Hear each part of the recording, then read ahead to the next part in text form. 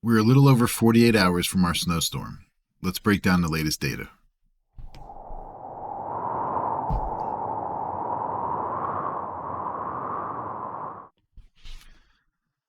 All right, so this is the snow map that we put out today, and I just wanted to highlight a few things, clear up any confusion.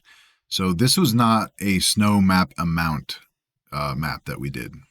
So, when you see in the legend here 6, 8, 10, 12, 16, that's not the most that you're going to see. This is what we feel is the least amount you're going to see. We wanted to set sort of a low end floor of expectations so that you can go into this map looking at it and saying, okay, I know I'm at least going to see that or more. So that was the point today. There's too much disagreement in the model still to make a amount, like a range snow map for today, we felt. Example, you're going to see 3 to 6 or you're going to see 6 to 12. It's still too early for that. We are going to do that tomorrow. But today we wanted to do this.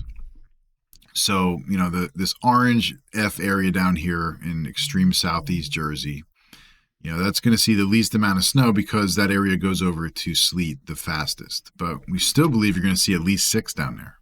This D area, we still feel you're going to see about 8 in that area and so forth up here. Now, the A zone is going to definitely be a kaboom zone. And so is the B zone. Now, the reason this B jets out into here was just in case the primary low from that Miller B transfer tracks a little bit to the north or west and throws some mixing in there. But what we've seen this evening seems to alleviate the concern for mixing in this area up here in PA. But it's neither here nor there.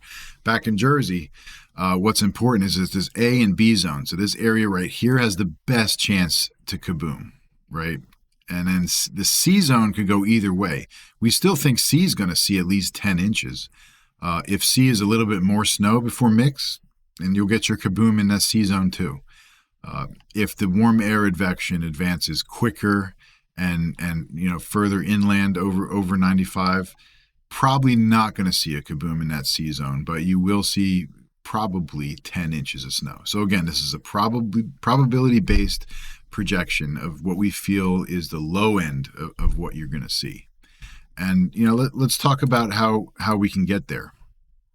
So the GFS model typically gets dogged. It historically not the best model. However, this year seems to be doing quite well. If you remember the December 13th, 14th storm system, it was one of the only only model that was showing like a 4 to 6, 5 to 7 inch accumulation, and that verified. And last weekend, it was one of the only models showing snow on Sunday from the coastal storm. Everything else was out to sea. The European model, the Canadian model, they were all out to sea, and they came back to the GFS in about 24 hours before the storm began. So, none of this matters really for the future, right? It's sort of like sitting down at a roulette table.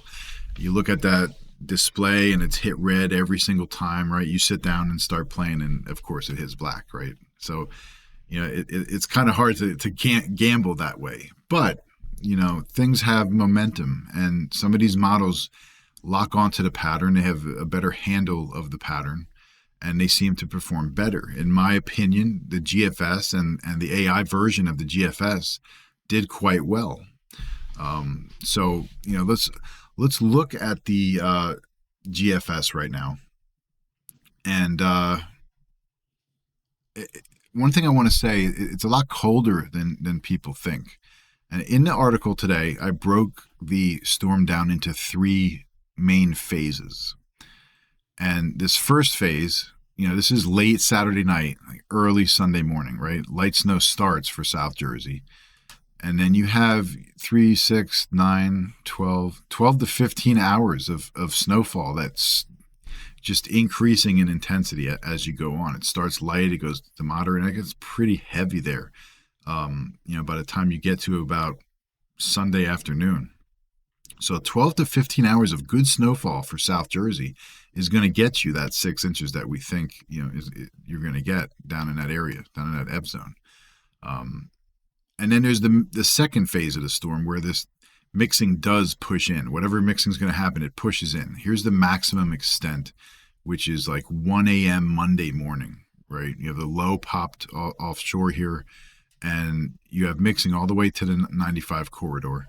And then you have the third phase where the low gets out and snow is then, everybody goes back to snow in this area, even South Jersey.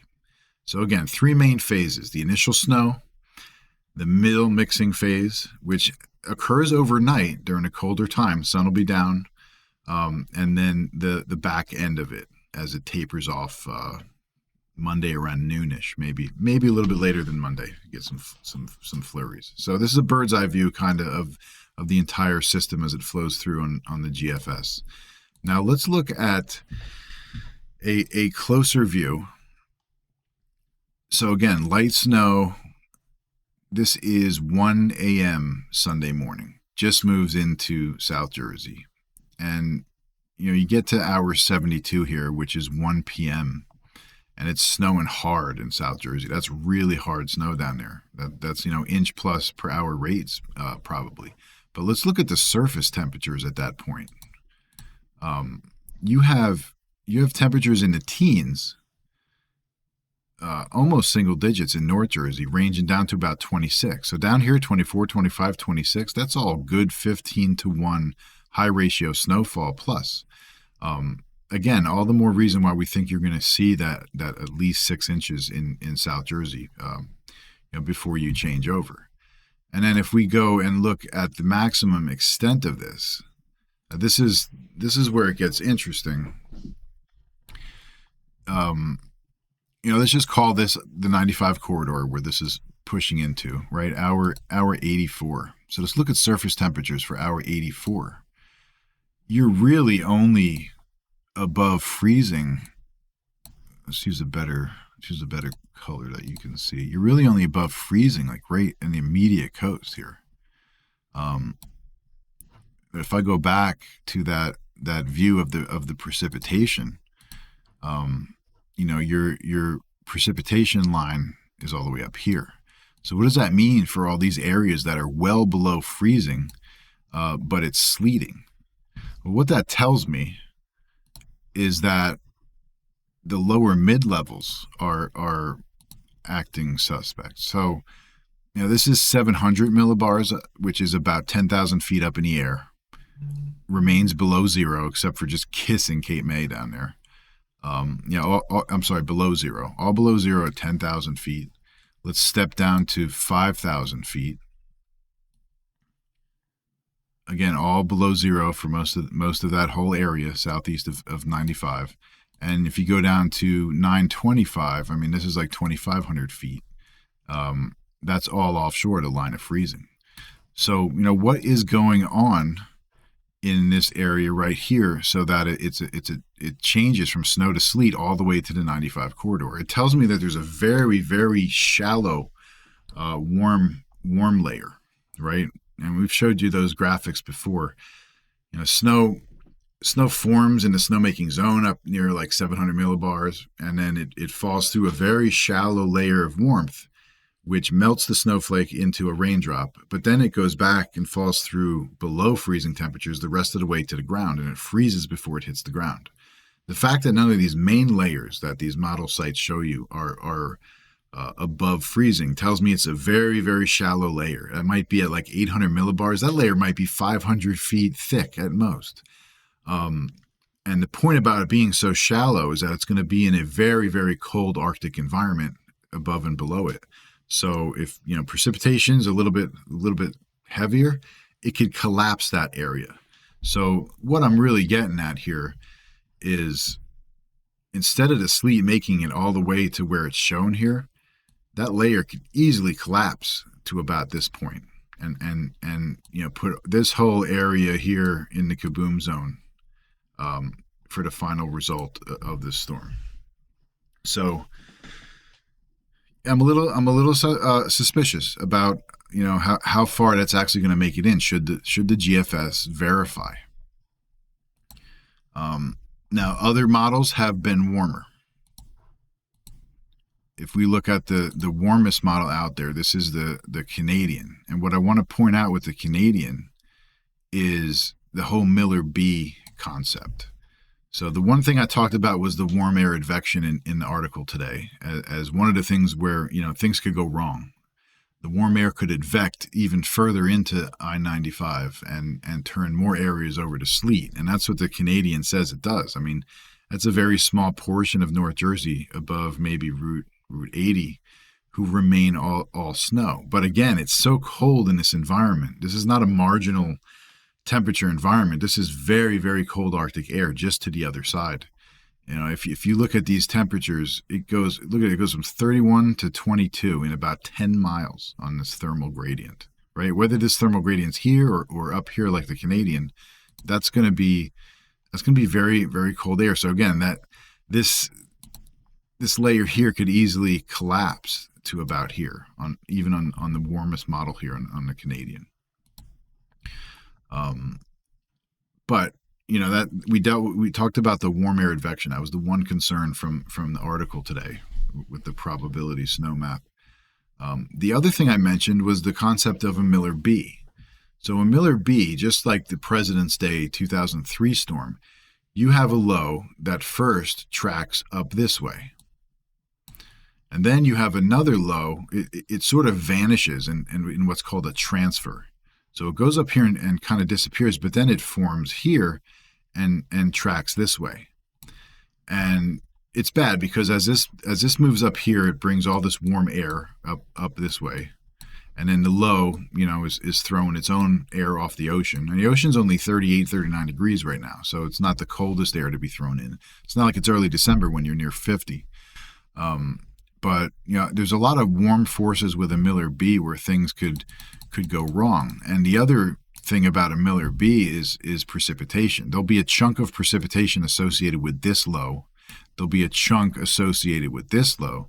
But the areas between, there's usually a dry slot that forms between the two lows in a Miller-B situation. So it's really not the best. It can really work out sometimes, like President's Day 2003 did work out, where the whole state got, it must have been 18 to 24 statewide.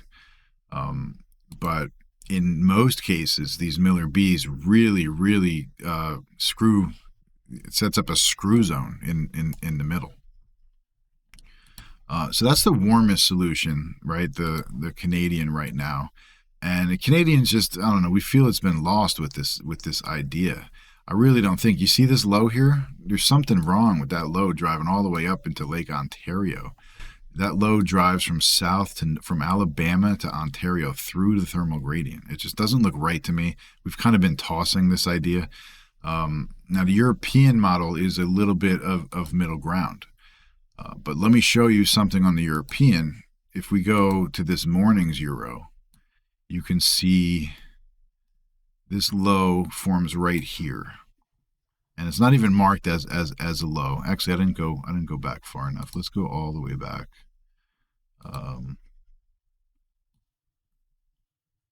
You can see, yeah, there it is. See that little 1004 low? So the Euro was kind of hinting at this Miller-B where it goes to here and it sparks here. But if we go to the latest run of the Euro, it's almost non-existent. It's a lot like the GFS. GFS has a more of a singular low, or the low is very far in the southeast U.S. So you see that low here on the latest Euro? That thing is tracking more like this. And then, the other low comes up this way. And that keeps this area colder. And that's why the Euro is colder than the Canadian. So, where am I going with all this? I think the GFS is once again leading the way just by its pure persistence. In when I look back over most big snowstorms that we've been through since about 2010, right? The model that was the most persistent ended up being the most accurate model. And that's what the GFS is doing right now. It's being extremely persistent. even though it doesn't have the best verification rates.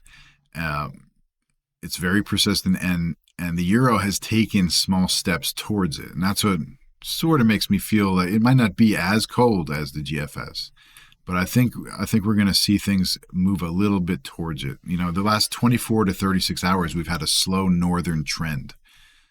It all started when the hurricane hunters dropped the dropson sensors into the upper low off the Baja Peninsula, and that enhanced the data. It brought the GFS from its squashed out solution to where it is now, but it has held for 48 hours. The GFS has held pretty much the same solution, and the Canadian has just, I don't know, it just seems so lost. I mean, could it happen? Sure, it could happen. It just seems like a low probability based on meteorological reasoning. There's so much cold suppressive forces to the north of this system for a baby 1002 millibar low to drive all the way north to Lake Ontario into those suppressive forces just doesn't seem realistic to me. Not with the positioning of the high pressure overhead. Let's back up and sum things up. We'll go back to the snow map. So South Jersey is going to get most of its snowfall accumulation, early Sunday, from like maybe 1 a.m. to probably 1 p.m. That's going to be the time for South Jersey to get most of your accumulation here. And what that's going to do is that's going to throw, 6 to 8 inches of snow down on the ground. So your surface is going to have 6 to 8 inches of snow down here. That means your surface is 32 degrees. That doesn't mean your surface is going to warm up to 38. And even if you do go a few degrees above freezing during some mixing, even if it goes over to rain, it's not going to wash away. You can't wash away 6 to 8 inches of snow with a 6-hour period of light rain. It's certainly going to compact the snowpack a little bit. But once that low gets further out to sea and things turn back to snow on the backside, then you're going to get a fresh coating of snow on top of that. So it's I know it's been looking grim for this area in Southeast Jersey over the last 12 to 24 hours of model guidance, but it is not as warm as you think. And then of course this sea area could go either way. If the mixing does make it all the way into sea, we still think you get 10. If it does not make it to sea, if sea stays all snow, you're 12 to 18 plus like the rest of them up here. So this is where we are. Tomorrow we are going to put out a first snow map that does have ranges, where you'll actually be in a range. Instead of seeing at least 6 down here, it might be 6 to 8. Instead of seeing at least 8 here, it might be 8 to 10, and so forth. And we're going to talk about what we've seen with the overnight and morning trends of guidance, both with how far the warm air advection has made it in, and if we're still kind of moving away from the Miller B idea, more towards a singular track of low pressure like what the GFS is showing and what like the European is now taking steps towards. So yeah, we got a long way to go. We're not even to the point where we can start taking the short range model guidance like the NAM, the RGEM, the HER seriously. We're not even inside that 48-hour wheelhouse yet, and most of those models are only good 24 to 36 hours away. So by tomorrow night, we'll be starting to look at those, but still not yet. Right now, we're still looking at the GFS, Euro, and Canadian. Good old-fashioned tracking. So again, tomorrow, another article, 5 p.m. public, probably 1 or 2 p.m. for Kaboom Club members, and welcome everybody who joined the Kaboom Club. Hundreds of people have joined over the last day or so, and in there we do the run-to-run model guidance as the data unfolds. Pretty much, you get the snow map a couple hours early. But yeah, so 5 p.m. update tomorrow, and then we will do a final update to our forecast on Saturday, probably around 4 p.m. That's when we'll put our final snow map call. That's when I'll make the decision to issue a Kaboom warning, to upgrade the Kaboom watch to a Kaboom warning, and for which areas in North Jersey, possibly Central Jersey, and who knows, maybe even a little into South Jersey if things trend colder. That's when we'll make the call on that. And then of course, Saturday night we'll be looking at live observations probably going to deal with a little bit of dry air when the precipitation first arrives Saturday night. It's going to need to saturate up, and that's why I feel most of the snow is going to start at midnight or just after for South Jersey Sunday morning. But we'll be in live observation mode at that point, and I'll be kicking out reels and videos looking at what's going on. So, yeah, everybody have a great rest of your Thursday night, and please be safe.